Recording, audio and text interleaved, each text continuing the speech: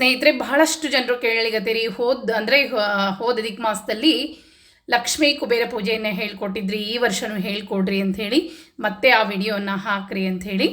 ಈಗ ಲಕ್ಷ್ಮೀ ಕುಬೇರ ಪೂಜೆ ಈ ಅಧಿಕ ಮಾಸದಲ್ಲಿ ಮಾಡೋದ್ರಿಂದ ವಿಶೇಷ ಫಲಪ್ರಾಪ್ತಿ, ಅಧಿಕ ಫಲವನ್ನು ತಂದು ಕೊಡ್ತದೆ, ದಾರಿದ್ರ್ಯ ದೂರ ಆಗ್ತದೆ. ಈ ಒಂದು ಅಧಿಕ ಮಾಸ ನಾಳೆಯಿಂದ ಪ್ರಾರಂಭ ಆಗ್ಲಿಕ್ಕದ. ಯಾರ್ಯಾರು ಈ ಮಾಡ್ತೀರಿ ಬೆಳಗ್ಗೆ ಮಾಡಬೇಕು ಈ ಪೂಜೆಯನ್ನು, ಪೂರ್ಣ ವಿವರವಾಗಿ ರಂಗೋಲಿ ಸಹಿತ ತಿಳಿಸ್ಕೊಡ್ತೀನಿ, ಬರ್ರಿ. ಈ ಒಂದು ವಿಶೇಷವಾದ ವ್ರತವನ್ನು, ಈ ಅಧಿಕ ಮಾಸದಲ್ಲಿ ಅಧಿಕ ಫಲವನ್ನು ಕೊಡುವಂಥ ಕುಬೇರ ವ್ರತವನ್ನು ಇವತ್ತು ನಾನು ನಿಮಗೆ ಹೇಳ್ಕೊಡ್ತಾ ಇದ್ದೀನಿ. ಇದನ್ನು ನೀವು ಮಾಡಿರಿ. ನಿಮ್ಮ ಹಣದ ಕಷ್ಟ ಇಷ್ಟೊಂದು ತೊಂದರೆ ಇದ್ದು ಸಹಿತ ನೀವು ನಿತ್ಯ ಶ್ರದ್ಧೆಯಿಂದ ಮಾಡ್ತಾ ಹೋದರೆ, ನಾನು ಒಂದು ಶ್ಲೋಕವನ್ನು ಹೇಳ್ಕೊಡ್ತೀನಿ, ಅದನ್ನು ನೀವು ಮಾಡಿದರೆ, ನಾನು ಯಾವ ರೀತಿ ಹೇಳ್ತೀನಿ ಅದನ್ನು ನೀವು ಮಾಡ್ತಾ ಹೋಗಬೇಕು. ನಾಳೆಯಿಂದ ನೀವು ವ್ರತವನ್ನು ಧಾರಣ ಮಾಡಬೇಕು. ಅಕಸ್ಮಾತ್ ನಾಳೆ ಮುಟ್ಟಾಗಿದ್ದರೆ ಒಳಗೆ ಬಂದ ಮೇಲೆ 5ನೇ ದಿವಸದಿಂದ ವ್ರತವನ್ನು ಧಾರಣ ಮಾಡಬೇಕು. ಇನ್ನೊಂದು ವಿಷಯ ಅಂತ, ಸರಿಯಾಗಿ ವಿಡಿಯೋವನ್ನು ಪೂರ್ಣ ನೋಡ್ರಿ, ಅರ್ಧ ನೋಡಿ ಪ್ರಶ್ನೆಯನ್ನು ಕೇಳಬೇಡ್ರಿ. ಅಧಿಕ ಮಾಸದಲ್ಲಿ ಪೂರ್ಣ 1 ತಿಂಗಳ ಈ ವ್ರತವನ್ನು ಮಾಡಿರಿ. ನೀವೇ ನಂಗೆ ನಂತರ ಕಮೆಂಟ್ಸನ್ನು ಹಾಕಿ ಹೇಳ್ತೀರಿ ಎಷ್ಟು ಒಳ್ಳೆಯದಾಗಿದೆ ಅಂತ. ಈಗಾಗಲೇ ಭಾಳ ಜನರು ಹೇಳ್ತಿರ್ತೀರಿ. ಅದೇ ಥರ ಇದು ಕೂಡ ನಿಮಗೆ ಬಹಳನೇ ಶುಭ ಫಲವನ್ನು ತಂದು ಕೊಡ್ತದೆ ಅಂಥೇಳಿ. ಇದನ್ನು ನೀವು ಮುಟ್ಟಾದವರು ಮಾಡ್ಲಿಕ್ಕೆ ಹೋಗಬೇಡ್ರಿ. ಮುಟ್ಟಾದಾಗ 4 ದಿವಸ ಬಿಟ್ಟು 5ನೇ ದಿವಸ ಮತ್ತೆ ಶುರು ಮಾಡಬೇಕು. ಬಿಟ್ಟದ ದೋಷ ಬರೋದಿಲ್ಲ. ಈ ವ್ರತವನ್ನು ಮಧ್ಯದಲ್ಲಿ ಬಿಡಬಾರ್ದು. 4 ದಿವಸ ಮಾಡಿದೆ 5ನೇ ದಿವಸ ಬಿಟ್ಬಿಟ್ಟೆ, ಈ ರೀತಿಯಾಗಿ ಮಧ್ಯದಲ್ಲಿ ಬಿಡಬಾರ್ದು. ನೀವು ಎಷ್ಟು ಶ್ರದ್ಧೆಯಿಂದ ಮಾಡ್ತೀರೋ ಅಷ್ಟು ನಿಮಗೆ ಕಷ್ಟಗಳು ದೂರ ಆಗ್ತದೆ. ಯಾಕಂದರೆ ಇವತ್ತು ಗುರುಗಳು ಹೇಳಿದರು, ನಿನ್ನ ಸಂಕಲ್ಪದಲ್ಲಿ ಶ್ರದ್ಧೆ ಇದೆ, ಅದಕ್ಕಾಗಿ ನಿನಗೆ ಫಲಗಳು ಬೇಗ ಸಿಗ್ತದೆ ಅಂತ ಹೇಳಿದರು. ಅದೇ ಸಂಕಲ್ಪವನ್ನು ನಾನು ನಿಮಗೆ ಕೂಡ ಹೇಳ್ಕೊಡ್ತೀನಿ, ನಿಮಗೂ ಬೇಗ ಫಲ ಸಿಗ್ತದೆ. ಮೊದಲೇದಾಗಿ ಏನೇನು ಮಾಡಬೇಕು, ಏನೇನು ತಯಾರಿಯನ್ನು ಮಾಡ್ಕೊಳ್ಬೇಕು ಎಲ್ಲವನ್ನು ತೋರಿಸ್ಕೊಡ್ತೀನಿ, ಬರ್ರಿ. ಒಂದು ದೇವರ ಕಟ್ಟೆಯ ಮೇಲೆ ಈ ರೀತಿಯಾಗಿ, ದೇವರ ಕಟ್ಟೆ ಜಾಗ ಇಲ್ಲಾಂದರೆ ಮಣೆ ಮೇಲೆ ಹಾಕ್ರಿ. ಶ್ರೀ ಕುಬೇರ ಪ್ರಸೀದ, ನೀವು ಕನ್ನಡದಲ್ಲಿ ಸಹ ಬರಿಬೋದು, ಶ್ರೀ ಕುಬೇರ ಪ್ರಸೀದ. ನಂತರ ಈ ರೀತಿಯಾಗಿ 9 ಮನೆಗಳನ್ನು ಹಾಕ್ಕೊಳ್ಬೇಕು. ನೀಟಾಗಿ 9 ಮನೆ ಹಾಕ್ಕೊಂಡು ನಂತರ ಅದರಲ್ಲಿ ಈ ರೀತಿ ಸಂಖ್ಯೆಗಳನ್ನು ಹಾಕ್ಕೊಳ್ಬೇಕು. 1ನೇ ಸಾಲಿನಲ್ಲಿ 27, 20, 25, 22, 24, 26. 2ನೇ ಸಾಲಿನಲ್ಲಿ, 3ನೇ ಸಾಲಿನಲ್ಲಿ 23, 28, 21. ನೋಡ್ರಿ, ಸರಿಯಾಗಿ ನೋಡ್ಕೊಳ್ರಿ. ಸಂಖ್ಯೆಗಳು ಬೇರೆ ಬೇರೆ ಆಗಬಾರ್ದು. ಇದೇ ರೀತಿಯಾಗಿ ಸಂಖ್ಯೆಯನ್ನು ಹಾಕ್ಕೊಳ್ಬೇಕು. ಈ ರೀತಿ ಕುಬೇರ ರಂಗೋಲಿ ಹಾಕಿದ ಮೇಲೆ ಲಕ್ಷ್ಮಿಯನ್ನು ಅಲ್ಲಿ ಆಹ್ವಾನ ಮಾಡ್ಕೊಳ್ದಿರ್ತದೆ. ಅದಕ್ಕಾಗಿ ಪದ್ಮ, ಶಂಖ ಚಕ್ರ ಮತ್ತು ಆಕಳ ಪಾದ 2 ಹಾಕಿದರೆ ಸಾಕು. ಶ್ರೀ ಮೇಲೆ ಹಾಕಿ 2 ಸ್ವಸ್ತಿಕ ಹಾಕಿ ಅಲ್ಲಿ ಲಕ್ಷ್ಮಿಯನ್ನು ಆಹ್ವಾನ ಇರ್ತದೆ. ಇದು ಕುಬೇರ ಲಕ್ಷ್ಮೀ ಪೂಜೆ ಅಂತಲೇ ಹೇಳ್ತೇವೆ. ಅದಕ್ಕಾಗಿ ಇಲ್ಲಿ ಈ ರೀತಿಯಾಗಿ ಪದ್ಮ, ಶಂಖಚಕ್ರ ಹಾಕಿ ಇದು ಸಂಕಲ್ಪವನ್ನು ಮುಂದೆ ಹೇಳ್ಕೊಡ್ತೀನಿ. ಈಗ ಏನೇನು ರೆಡಿ ಮಾಡ್ಕೊಳ್ಬೇಕು ಅಂದರೆ, 9 ನಾಣ್ಯಗಳು, 1 ರೂಪಾಯಿದ್ದು ಅಥವಾ 2 ರೂಪಾಯಿದ್ದು. 1 ರೂಪಾಯಿದ್ದಿದ್ದರೆ ಪೂರ್ಣ 9 ನಾಣ್ಯಗಳು 1 ರೂಪಾಯಿದ್ದಿರಬೇಕು. 2 ರೂಪಾಯಿದ್ದಿದ್ದರೆ 2 ರೂಪಾಯಿದ್ದೇ ಇಟ್ಕೊಳ್ಬೇಕು. ಆಮೇಲೆ 5 ರೂಪಾಯಿ ನಾಣ್ಯವನ್ನು ಇಟ್ಕೊಳ್ಬೇಕು.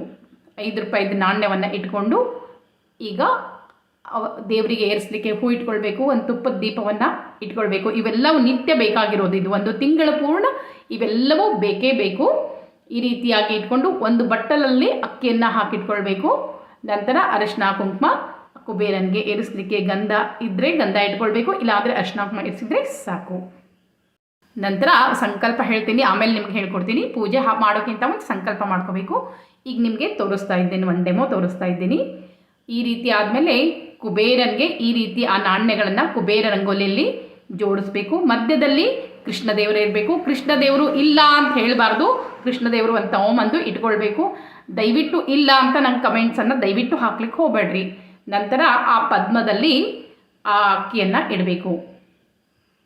ಇದನ್ನು ನಿತ್ಯ ಹಾಕಬೇಕು. ಅಕ್ಕಿನೂ ನಿತ್ಯ ಚೇಂಜ್ ಮಾಡಬೇಕು, ರಂಗೋಲಿ ಮಾತ್ರ ನಿತ್ಯ ಚೇಂಜ್ ಮಾಡಬೇಕು. ನಾಣ್ಯಗಳನ್ನು ಮಾತ್ರ ಯಾವತ್ತೂ ಚೇಂಜ್ ಮಾಡಬಾರ್ದು. 1 ತಿಂಗಳ ಪರ್ಯಂತ ಆ ನಾಣ್ಯಗಳು ಅವೇ ಇರಬೇಕು. ಈ ರೀತಿಯಾಗಿ ನಾಣ್ಯಗಳನ್ನೆಲ್ಲ ಇಟ್ಟು ಅಲ್ಲಿ ಲಕ್ಷ್ಮಿಯನ್ನು ಆಹ್ವಾನ ಮಾಡಿಕೊಳ್ಬೇಕು, ಕುಬೇರನ್ನು ಆಹ್ವಾನ ಮಾಡಿಕೊಳ್ಬೇಕು. ಅರಿಶಿನ ಕುಂಕುಮ ಅಕ್ಷತೆಯನ್ನೆಲ್ಲ ಏರಿಸಬೇಕು.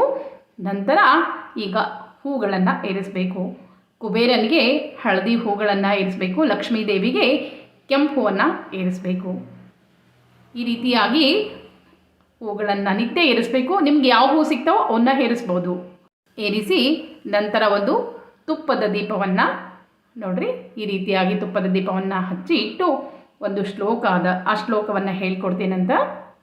ತುಪ್ಪದ ದೀಪ, ಧೂಪ, ದೀಪ ಆದಮೇಲೆ ಖರ್ಜೂರ, ಜೇನುತುಪ್ಪ, 2 ಖರ್ಜೂರ, ಜೇನುತುಪ್ಪ, ಸ್ವಲ್ಪ ಜೇನುತುಪ್ಪ ಒಂದು ಬಟ್ಲಲ್ಲಿ ಹಾಕಿ ನೈವೇದ್ಯವನ್ನು ಮಾಡಬೇಕು.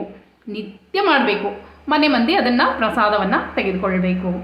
ಈ ತುಪ್ಪದ ದೀಪ ನೀವು ಪೂಜೆ ಮಾಡಿ ಒಂದು ಶ್ಲೋಕ ಅದ, ಆ ಶ್ಲೋಕ ಹೇಳುವವರೆಗಿದ್ರೆ ಸಾಕು. ನಂತರ ಇಡೀ ದಿವಸ ಇರಬೇಕು ಅಂತ ಏನೂ ಇಲ್ಲ, ಇಷ್ಟಿದ್ರೆ ಸಾಕು. ಇನ್ನು ಈ ನಾಣ್ಯಗಳನ್ನು ಯಾವತ್ತೂ ಬದಲಾಯಿಸಬಾರ್ದು. 1 ತಿಂಗಳವರೆಗೂ ಇದೇ ನಾಣ್ಯಗಳನ್ನು ಇಟ್ಟು ಪೂಜೆಯನ್ನು ಮಾಡಬೇಕು. ಕೃಷ್ಣಮೂರ್ತಿ ಇಲ್ಲ ಅಂತ ಹೇಳಬೇಡ್ರಿ. ಒಂದು ಕೃಷ್ಣಮೂರ್ತಿಯನ್ನು ತಂದು ಅಲ್ಲಿ ಇಡಬೇಕು. ಮನೆಯಲ್ಲಿ ಇಲ್ಲ ಅಂದರೆ ನಾ ಏನು ಮಾಡಲಿಕ್ಕೆ ಆಗೋದಿಲ್ಲ. ಮತ್ತು ನಾಣ್ಯ, 5 ರೂಪಾಯಿ ನಾಣ್ಯ ಒಂದು ಬಟ್ಲಲ್ಲಿ ಇರ್ತೇವಲ್ಲ, ಅದನ್ನು ಕೂಡ ಬದಲಿ ಮಾಡಬಾರ್ದು. ಆದರೆ ಅಕ್ಕಿಯನ್ನು ದಿನನಿತ್ಯ ಬದಲಿ ಮಾಡಬೇಕು. ದೇವರಿಗೆ, ಲಕ್ಷ್ಮೀ ದೇವಿಗೆ ಇಟ್ಟಂಥ ಅಕ್ಕಿಯನ್ನು ಅದನ್ನು ಒಂದು ಕವರ್ನಲ್ಲಿ ಹಾಕಿ ಇಡಬೇಕು. ಕೊನೆಯ ದಿನ ಅದನ್ನು ದಾನವಾಗಿ ಕೊಡಬೇಕು.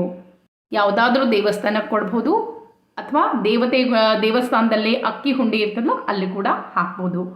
ಅಕ್ಕಿಯನ್ನು ತಪ್ಪಿಯೂ ಬಳಸಬೇಡ್ರಿ.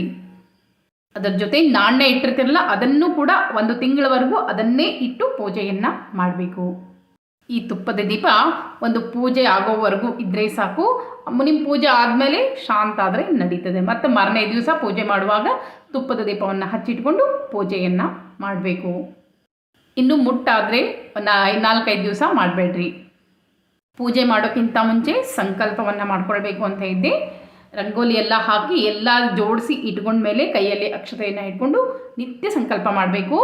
ಸಂಕಲ್ಪ ಮಂತ್ರವನ್ನು ಹೇಳ್ತೀನಿ, ನೀವು ಕೇಳಿ ನೀರು ಬಿಟ್ಟರೆ ಸಾಕು. ಸಂಕಲ್ಪವನ್ನು ಹೇಳಲಿಕ್ಕೆ ಹೋಗಬೇಡ್ರಿ.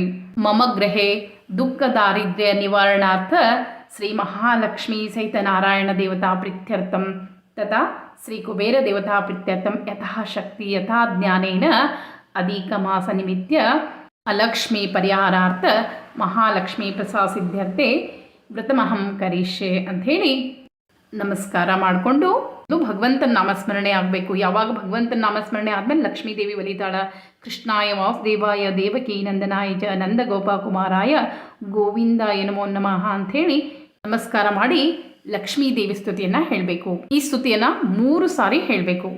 ವರದಾಂ ಧನದಾಂ ನಂದ್ಯಾಂ ಪ್ರಕಾಶತ್ ಕನಕ ಸೃಜಾಂ ಹಿರಣ್ಮಯೀಂ ನಮಸ್ಯಾಮಿ ಲಕ್ಷ್ಮೀಂ ಮನ್ಮಾತರಂ ಶ್ರೀಯಂ.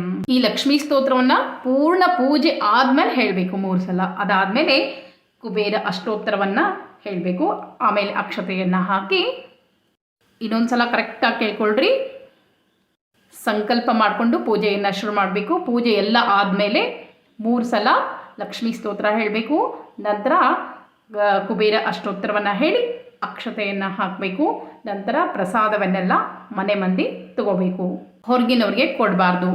ಲಕ್ಷ್ಮೀ ದೇವಿಗೆ ಇಟ್ಟಂಥ ಅಕ್ಕಿ ಇರ್ತದಲ್ಲ ಅದನ್ನು ಒಂದು ಕವರ್ನಲ್ಲಿ ಹಾಕಿ ಇಟ್ಕೊಳ್ಬೇಕು. ಕೊನೆ ದಿವಸ ಲಕ್ಷ್ಮಿ ಮತ್ತು ನಾರಾಯಣ ದೇವಸ್ಥಾನ ಇದ್ದರೆ ಅಲ್ಲಿ ಅದನ್ನು ಕೊಡಬೇಕಾಗ್ತದೆ.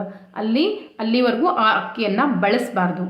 ನಾಣ್ಯವನ್ನು ಸಹ ಬಳಸಬಾರ್ದು. ಕುಬೇರ ನಾಣ್ಯವನ್ನು ಸಹ ಬಳಸಬಾರ್ದು. ಇಟ್ಟು ಕುಬೇರ ನಾಣ್ಯ ಇರ್ತದಲ್ಲ 1 ತಿಂಗಳವರೆಗೂ ಕುಬೇರ ನಾಣ್ಯಗಳನ್ನ ಅದನ್ನೇ ಇಟ್ಟು ಪೂಜೆಯನ್ನು ಮಾಡಬೇಕು.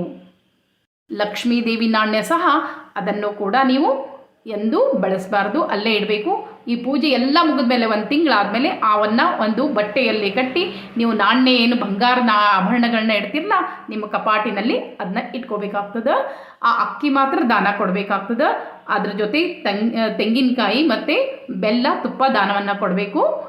ನಂತರ ತಾಂಬೂಲ, ದಕ್ಷಿಣೆ ಎಲ್ಲವನ್ನು ಕೊಡಬೇಕಾಗ್ತದೆ. ನಿತ್ಯ ಕುಬೇರ ಅಷ್ಟೋತ್ತರ ಹೇಳಬೇಕು. 1 ಸಲ ಕುಬೇರ ಅಷ್ಟೋತ್ತರ ಹೇಳಿದರೆ ಸಾಕು. ಲಕ್ಷ್ಮೀ ದೇವಿ ಸ್ತೋತ್ರ 3 ಸಲ ಹೇಳಬೇಕು. ಅಷ್ಟು ಹೇಳಿದರೆ ನಿಮಗೆ ಎಷ್ಟೋ ಕಷ್ಟಗಳು ದೂರ ಆಗ್ತದೆ. ಶ್ರೀ ಕುಬೇರಾಯ ನಮಃ, ಶ್ರೀ ಕುಬೇರ ಪರಿನಿವಾಸಾಯ ನಮಃ, ಕುಂತಹಸ್ತಾಯ ನಮಃ, ಕುಲಮಾರ್ಗರಥಾಸಕ್ತಾಯ ನಮಃ. ಇದು ಕುಬೇರ ಅಷ್ಟೋತ್ತರ ನಾಮಾವಳಿ. ಇದನ್ನು ವಿಡಿಯೋ ಕೆಳಗೆ ಹಾಕಿರ್ತೀನಿ. ನಿತ್ಯ ಹೇಳ್ತಾ ಹೋಗ್ರಿ. 1 ತಿಂಗಳು ಹೇಳಿದ ಮೇಲೆ ನೀವು ಮತ್ತೆ ಶ್ರಾವಣದಲ್ಲಿ ಮತ್ತೆ ಶುರು ಮಾಡಬಹುದು ಸಂಕಲ್ಪಪೂರ್ವಕ. ಇಲ್ಲಾಂದರೆ ಮತ್ತೆ ಬಿಡ್ಬೋದು. 1 ತಿಂಗಳಾದಮೇಲೆ ನೀವು ಬಿಡಬಹುದು. ಇದನ್ನು ಅಷ್ಟೋತ್ತರವನ್ನು ವಿಡಿಯೋ ಕೆಳಗೆ ಹಾಕಿರ್ತೀನಿ, ನೋಡ್ರಿ. ಪೂರ್ಣ ವಿವರಿಸಿ ಬಿಡಿಸಿ ಹೇಳೇನಿ. ಮತ್ತೆ ಪ್ರಶ್ನೆಯನ್ನು ಕೇಳಬೇಡ್ರಿ. ಯಾವತ್ತಿಂದ ಶುರು ಮಾಡೋಣ ಅಂತ ಕೇಳಬೇಡ್ರಿ. ನಾಳೆಯಿಂದ ಅಧಿಕ ಮಾಸ ಶುರು ಆಗ್ತಾ ಇದೆ. ಅಕಸ್ಮಾತ್ ನೀವು ನೋಡಿಲ್ಲ ಅಂದರೆ ಮಾರನೇ ದಿವಸದಿಂದ, ಅಕಸ್ಮಾತ್ ನೀವು ಮುಟ್ಟಾಗಿದ್ದರೆ ನೀವು ಒಳಗೆ ಬಂದು 5ನೇ ದಿವಸದಿಂದ ಶುರು ಮಾಡ್ಬೋದು. ಈ ರೀತಿಯಾಗಿ ಈ ಅಧಿಕ ಮಾಸದಲ್ಲಿ ಮಾಡಿದರೆ ಅಧಿಕ ಫಲವನ್ನು ನಿಮ್ಗೆ ಸಿಗ್ತದೆ. ಮತ್ತೆ ಮುಂದಿನ ವಿಡಿಯೋದಲ್ಲಿ ಸಿಗ್ತೀನಿ. ನಮಸ್ಕಾರ.